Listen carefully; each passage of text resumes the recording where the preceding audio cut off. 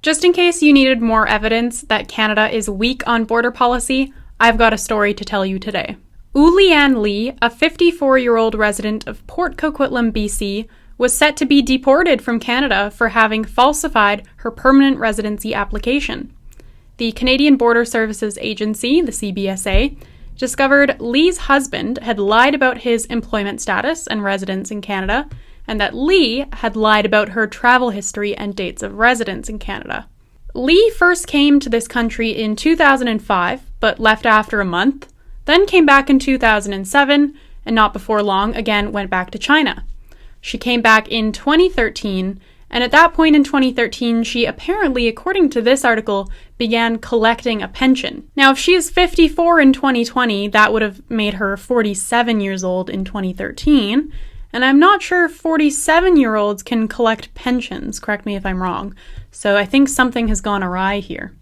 But aside from that, clearly Lee and her husband had not spent enough time in Canada to qualify for permanent residency. So they decided to purchase fraudulent documents from New Can Consultants Limited. Now let me tell you a bit about New Can Consultants. Sunny Wang was the man behind this immigration consulting company. And Sunny Wang, with this company, ran the biggest immigration scam in Canadian history. Wang advertised his consulting services in Chinese language newspapers. The service he offered was falsifying documents for wealthy Chinese nationals who wanted permanent residency in Canada but hadn't spent enough time here to qualify, so they buy fake documents. Wang and his company NewCan, which had over a dozen employees, affixed fake stamps to client passports, falsely inflated the time spent in Canada on applications, provided falsified addresses and phone numbers, and provided fake proof of employment with Wang's various shell companies.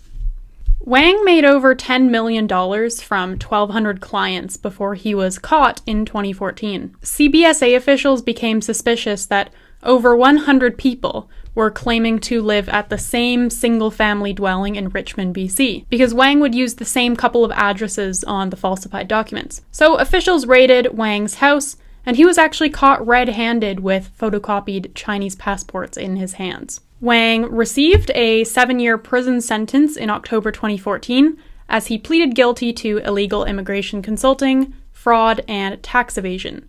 Because, oh yeah, he had also failed to report $2.7 million of income between 2007 and 2012, resulting in the evasion of about $730,000 in income tax.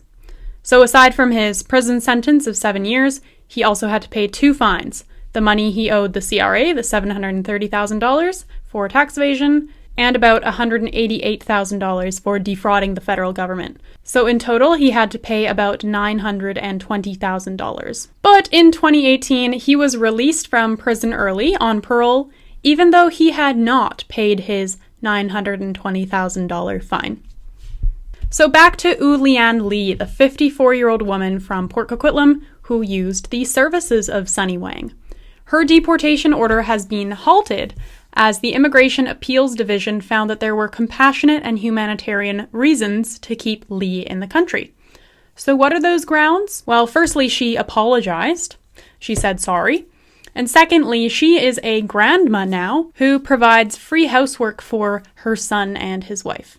And her son and his wife would have a really hard time if they didn't have her around. Yes, that is the reason. Now, I'm all for keeping families intact, but let's see this for what it is. You can lie to Canadian border officials, defraud our immigration system, undermine our immigration system, and apparently collect benefits and a pension despite only living in this country for a couple of months. So look, all I can say is that so far, it's been a good deal for Lee. And for the rest of us, well, we've got one more example of Canadian border policy being pretty much a total joke. I'm Lindsay Shepherd, Investigative Journalism Fellow with True North. Thanks for watching, and I'll see you in next week's video.